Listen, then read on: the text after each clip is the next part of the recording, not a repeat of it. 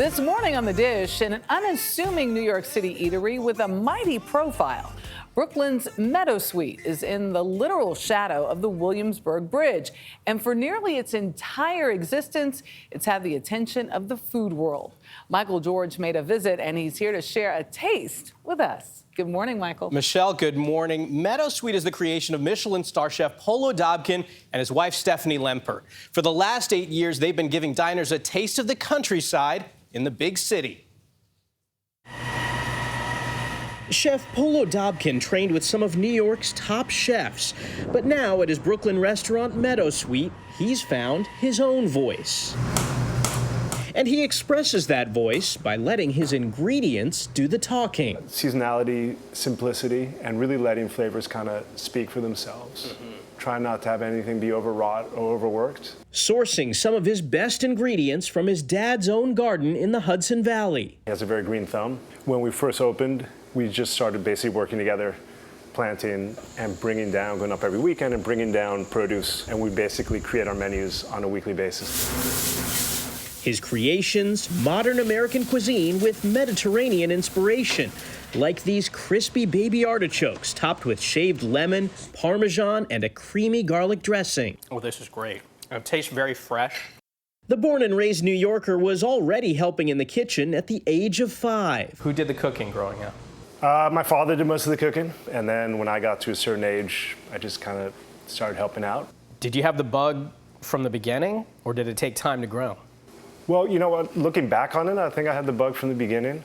And that bug led him to volunteer at a culinary school while paying the bills as a bike messenger. I just started volunteering, 1 day a week, then 1 day a week led to 2 days a week, and then 2 days a week led to 3 days a week. And when I got to that point, I told myself that I should probably just get a job in a restaurant and see how it goes.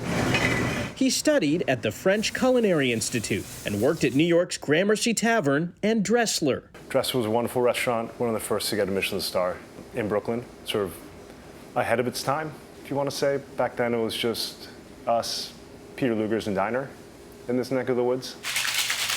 His wife, Stephanie, who now helps run Meadowsweet, came up with the idea of starting their own place. She pushed really hard to go out on her own, which takes a lot of courage. It took a while to persuade me to do it. Why did it take some arm twisting? It's just, leaving your comfort zone and doing something as risky as opening a restaurant can take a lot.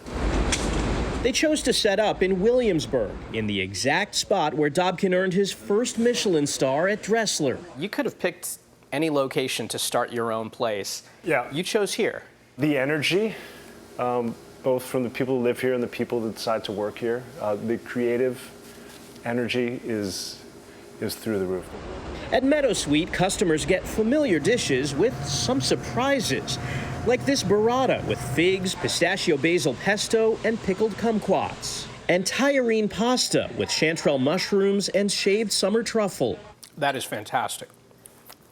It's so creamy, it's rich. Well, this one's all about we're going for decadence. By putting an emphasis on seasonality, Meadowsweet earned a Michelin star just months after opening. What did that mean to you? It was meant the world. It was hoping that inspectors would come. It was hoping to get a Michelin star. Did not expect to get it that quickly, and we've been blessed to be able to keep it for as long as we have.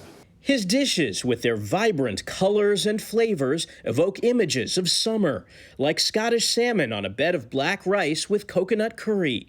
Oh, this is different. This is not what I was expecting. We make a fresh green curry in-house and just infuse a little bit of coconut or infuse a little coconut milk with it.